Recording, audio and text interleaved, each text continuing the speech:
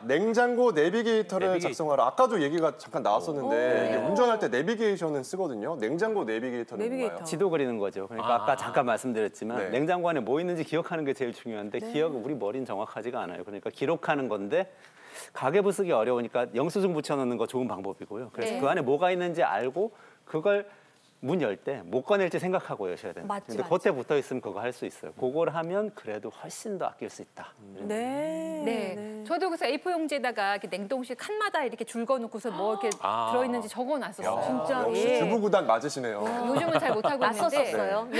근데 또 유통기한 많이 지나기도 하고 많이 어려워요. 자, 이제 50만 원 아꼈어요. 60만 원을 향해 갑니다. 네, 주 1회는 장보기 대신 냉털데이. 냉장고 터는 날. 맞죠. 네, 맞습니다. 우리가 이제 장을 볼 때는요, 우리가 필요한 것을 적어서 가서 사기도 하지만 마트에 가면 우리가 사람인지라 눈에 확 띄는 것들이 있어요. 그래서 내가 좋아하는 거, 그리고 갑자기 튀어나온 것들이 있고 또 집에 있는지 없는지 가물가물해서 사게 되는 경우가 많습니다.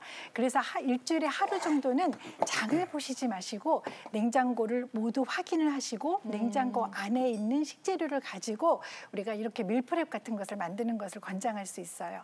그러면 식비의 지출도 줄이고요. 그리고 냉장고 안에 가장 중요하게 식재료를 고르실 때는 한 가지 기억하실 게 있습니다. 냉장고 안에서 소비기한, 유통기한 짧은 거 먼저 사용하셔야 돼요. 맞아요. 네, 유통기한과 다르게 소비기한은 소비자 입장에서 섭취 가능한 기간입니다. 그래서 소비기한 꼭 확인하시고 식재료 활용하시는 거 필요합니다. 네, 코를 찌르는 맛있는 향기가 나서 여기까지 달려왔습니다. 그럼 장흥 아나운서 김경아 씨는 냉털데이 할 때 주로 뭘 만들어 드세요? 냉털데이. 저는 뭐 라면 외에 할 수 있는 유일한 요리가 볶음밥이기 때문에 볶음밥. 괜찮네. 다 볶음밥에 넣어서? 넣고 네. 저는 만만한 게 김치니까 김치찌개 할 때 채소 넣던지 김치찜, 뭐 김치볶음 할 때 다 넣는 편이에요. 두 분도 좋지만 우리 한명숙 선생님께서 정말 눈치 못 채는 고품격 냉털 음식을 다 냉장고에 있는 걸로 제가 준비를 했어요. 그래서 냉장고 장 보시면 콩나물 있으시고 여름이니까 오이, 파프리카. 그래서 제가 콩나물 겨자 냉채 알려드릴게요. 그래서 콩나물 데쳐놨고요. 재료들은 먹기 좋게 이렇게 썰어주시는데 오늘 저는 이제 있어갖고 김밥 싸고 남은 게맛살 같은 게 있더라고요. 같이 넣어볼게요. 여름이라서 입맛이 없으니까 소스를 좀 만드는데 겨자를 넣을 거예요. 그래서 겨자를 근데 또 매운 건 싫어요. 그러면은 이렇게 마요네즈랑 같이 좀 섞어서 풀어주시면 매운맛은 덜하고 겨자가 뭉치지 않게 잘 풀어집니다. 그리고 여기에다가 이제 설탕을 적당히 넣어서 단맛 내시고 그리고 냉채니까 새콤달콤 식초도 넣어주셔야 되겠죠? 그리고 마늘을 조금 넣으세요. 다 냉장고에 있는 재료들. 그리고 아무리 뭐 소스가 맛있게 돼도 간이 돼야 맛있게 드실 수 있으니까 이렇게 제가 소금 간까지 했어요. 그래서 원래는 잘 저으셔서 딱 5분을 두시면 이 재료들이 다 녹습니다. 그러고 나서 무치시는데 오늘은 제가 좀 시간이 없으니까 바로 이제 한번 무쳐볼게요. 그래서 콩나물 저희 무쳐서 드시는 거를 저는 여기에다가 근데 꼬리는 좀 자르고 데쳤어요. 그래서 이게 바로 콩나물 팍팍 무치는 맞아요. 거네요. 팍팍 무치시는데 여기에다 냉털이니까 있는 재료들 뭐 게맛살 넣고 여름이니까 뭐 오이 요즘 또 가격 너무 좋죠. 그래서 이렇게 넣고 또 컬러별을 이렇게 골고루 해서 드시면 좀 더 맛있게 드실 수 있는 그런 느낌이 또 있어요. 영양도 좋지만. 그래서 이렇게 해서 살살살 섞어서 접시에다 제가 바로 이제 담아 보겠습니다. 좀 이렇게 뚝딱 하시네요. 네, 이렇게. 너무 훌륭한 전체 요리 아니에요, 그래서 진짜? 주말에 좀 식구들 저녁 때 좀 칼로리 많이 안 나가면서 좀 뭔가 좀 새로운 거 먹고 싶다 하실 때 냉장고 틀어서 얼마든지 가능합니다.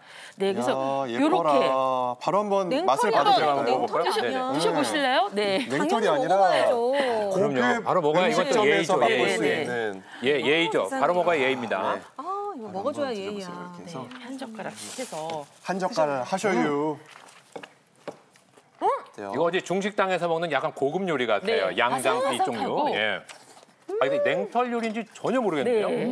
이건 집들이로 그 요리로 손색도 없다. 가능합니다. 네. 요즘에 집들이 하고 있는데 요거네 요거. 이렇게 상큼해요. 네, 상큼해요. 여름이라 더우시니까 냉장고 털어서 요런 맛있는 냉채 한번 만들어 보시면 좋을 것 같아요. 후딱 만들어 주셨기 때문에 하나 더 배워볼 수 있을 것 같아요. 하나 더. 요즘 이제 여름이라서 열무김치, 뭐 오이소박이 드시는데 열무김치 씌워진 거는 어떻게 먹어요? 질문 굉장히 저 요리 수업하면 많이들 하시는데 그래서 제가 찌개 끓이라고 알려드리거든요. 그래서 열무김치 김치 돼지고기 찌개를 할 거예요. 그래서 일단 돼지고기? 열무김치랑 돼지고기만 있으면 돼서 참기름을 조금 둘러주시고 참기름 넣고. 네, 여기에다가 이제 돼지고기를 넣고 좀 목살 이것도 사실 왜 구워서 드시고 고기 한두 장 애매하게 남았는데 그렇지. 이걸 뭐 해 먹지 하실 때 찌개 닭도리, 하시면 돼요. 예. 그래서 이게 이제 어느 정도 볶아지면 여기다 고춧가루를 한 스푼 넣으세요. 좀 칼칼하게. 그래서 같이 볶으면 약간 제육볶음. 예, 빛깔도 얼큰하게 올라오고 좋습니다. 그래서 볶아졌다고 치고 우리 집에 약간 씌워진 열무김치 통으로 넣고요. 저도 색깔이 씌워졌죠. 너무 좋아요. 여기서 포인트가 네. 김치 국물을 좀 넉넉하게 넣는 거예요. 김치에 나이스, 이미 나이스. 간이 다 되어 있어서 양념 이것저것 맛없으면 어떡하지? 걱정 안 하셔도 되고요. 물을 넣고. 여기에다 이제 한우성이 나올 일이에요. 잠길만큼의 물을 넣는데 이것도 빛깔 우리 보소. 집에 뽑아놓은 육수 뭐 냉동실에 소분하시는 분들은 육수 넣으시면 더 맛있겠죠. 그러게요. 그리고 이제 여기 양파를 넣고 뚜껑 덮어서 푹 야. 끓이세요. 그래서 이제 이게 한 20분 끓었다. 제가 옆에 20분 끓여놨습니다. 아니 따로 양념 넣지 않아도 되는 네, 거예요? 이제 간은 옆에서 이제 해볼게요. 집집마다 김치 간이 끓고 있어요. 틀리니까 와. 네, 이렇게 그리고 이제 와우. 마지막에 이렇게 이제 두부를 좀 넣어주시고 야, 두부 송송. 네, 그리고 이제 여기다가 좀 냉장고에 여름이니까 아마 김치 담그고 나면 빨간 고추가 있을 거예요. 네. 그리고 이제 훌륭한데요? 대파도 넣고 간을 한번 보시고 집집마다 김치 간은 틀려서 네. 간을 하시는데 저는 뭘로 맞출 거냐면 참치 액젓. 참치 네, 훨씬 감칠맛이 있어서 좋습니다. 참치 액젓으로 간을 하는군요. 요렇게 해서 이제 네. 아니면 뭐 멸치 액젓 같은 거 살짝 넣으셔도 괜찮거든요. 네. 한번 좋아. 이렇게 해서 열무김치랑 돼지고기, 두부 이렇게 떠서 드시면 감사합니다. 네, 감사합니다. 네. 이렇게 해서 장우 아나운서 네. 고기 좀 많이 넣어주세요. 감사합니다. 감사합니다. 네, 고기 저도 좋아. 그렇고요. 네, 네, 네. 김경아 씨도 다 고기 많이 주세요 일단. 네, 이렇게 해서 고기가 네, 드셔보시고 고기 안 들어간 것 같은데? 네. 같이. 고기 안 넣어줬잖아요. 막. 그렇죠? 이거는 밖에서 파는 돼지 넣어야겠다. 김치찌개야 네, 그냥. 맛있어요. 김치에 양념이 야. 이것저것 많이 들어있기 때문에 사실 뭐 양념 간단히 하시고도 얼마든지 맛있게 드실 수 있죠. 저 주시는 네, 거죠? 좀 뜨거운데. 예. 뜨거워요? 네, 괜찮습니다. 뜨거워서 그냥 뭐 입천장 다 되죠 뭐. 그래서 배추김치만 찌개가 가능한 게 아니고 청양김치, 열무김치 다 너무 됩니다. 맛있어. 너무 맛있어. 밥은 없나요? 밥은? 네.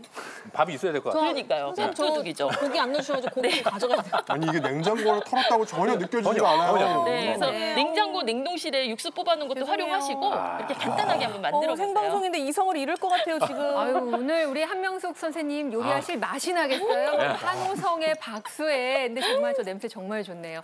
자, 주 1회는 장보기 대신 냉장고를 털어서 그 재료를 이용해서 요리 만드는 방법 배워봤습니다. 이렇게 해서 저희 한 달 동안 이제 60만 원 아끼는 방법 알아봤고요. 자, 마지막 요거 하나 점검해 볼게요. 자, 외식과 음식 배달을 줄이고 집밥을 하라 이렇게 나왔습니다. 근데 저 정말 외식비 많이 썼더라고요. 코로나 때 보니까 요즘 외식 안 하려고 좀 줄이거든요. 특히 배달하는 음식 같은 거요. 배달. 네, 설명 그러니까 부탁드릴게요. 이게 진짜 마지막 건데 제일 어려운 거예요. 근데 제가 여기 한 말씀 드려볼게요. 배달 앱을 지우세요.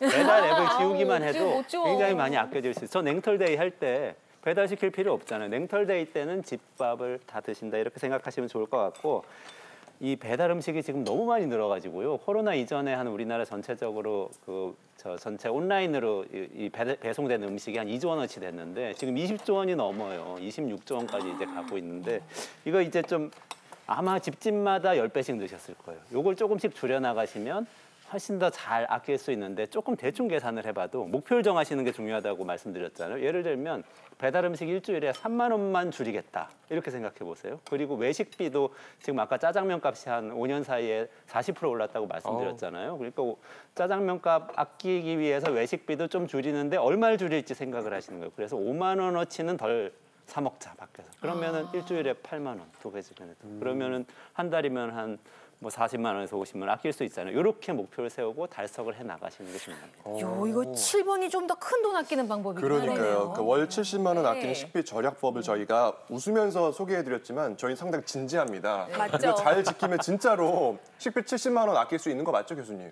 그럼요. 네. 그러니까 그거를 중요한 거는 숫자를 딱 목표를 정하고 가는 게 중요한데 목표를 정한다고 해서 지킬 수 있는 게 아니잖아요. 마음속에만 있으니까 막 내키는 대로 막 사게 되는 경우가 생긴단 말이죠. 아까 1+1 갑자기 사게 되는 것처럼 그걸 피하기 위해서 뭘 해야 되냐?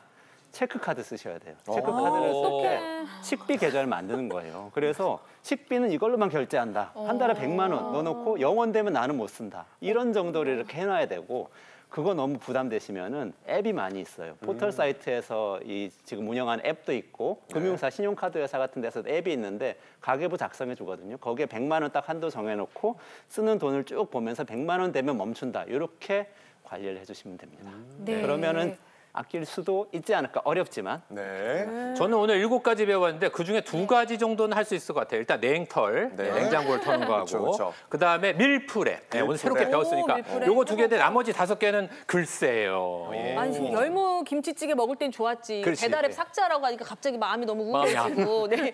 근데도 해봐야죠. 저도 냉털, 집밥, 그리고 냉장고 내비게이터까지는 해볼 수 있을 것 같은데 근데 오늘 저희가 알려는 드리는데 저 7가지를 정말 다 실천할 수 있을지 정말 그런 분이 계실지는 잘 모르겠어요. 그러니까 우리가 모범생 사례를 보고 자극을 받아서 이걸 실천하면 좋을 것 같아요. 이 7가지 정말 다 실천하고요.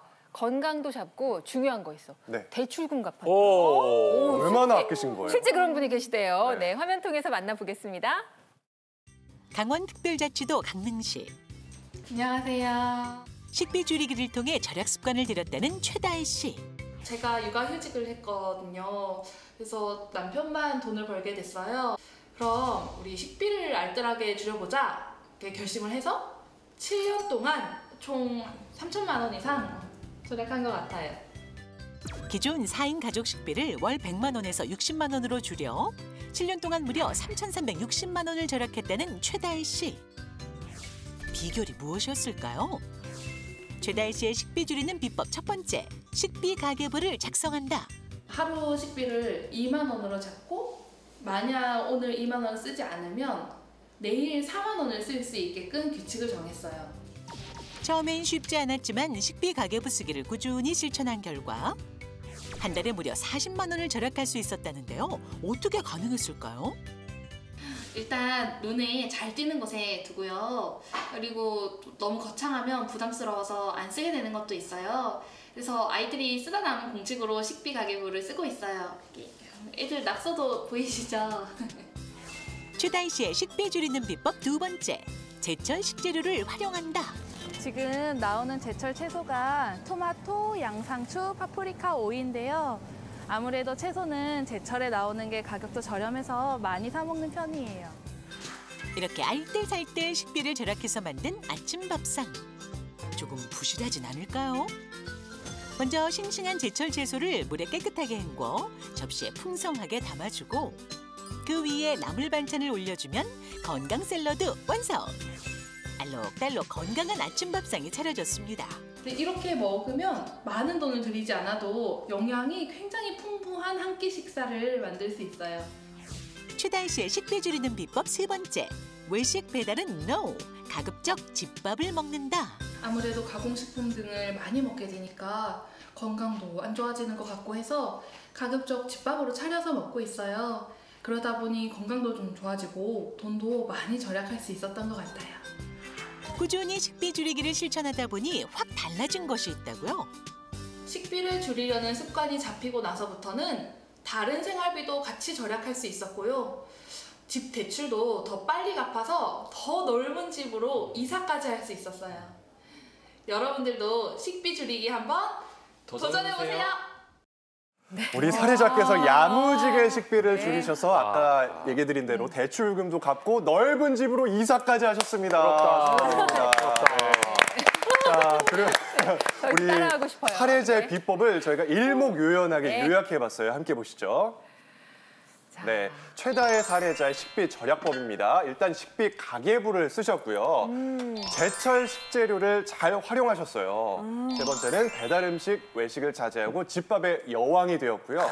마지막입니다. 식비 절약에 성공하니까 다른 소비 습관까지 잡고 큰 집으로 이사하셨어요. 어머나. 네. 저도 일단 집밥의 여왕 되고 싶고요. 네. 그다음에 이제 다른 소비 습관까지 변화가 있었다. 그리고 나 이렇게 할 수 있는 훌륭한 사람이야라는 어쩐지 느낌이 좀 자존감도 향상된 것 같고요. 어떻게 이런 결과가 나올 수 있죠? 모든 성공한 사람들이 하는 얘기가 작은 성공이 큰 성공의 밑돌이 된다는 거예요. 영화 배우하고 캘리포니아 주지사 해가지고 유명해졌던 아놀드 슈워제네거라고 있어요. 네. 그 양반이 했던 얘기가 성공의 사다리를 오르려면 주머니에 손을 빼고 첫 번째 칸을 올라가야 된다.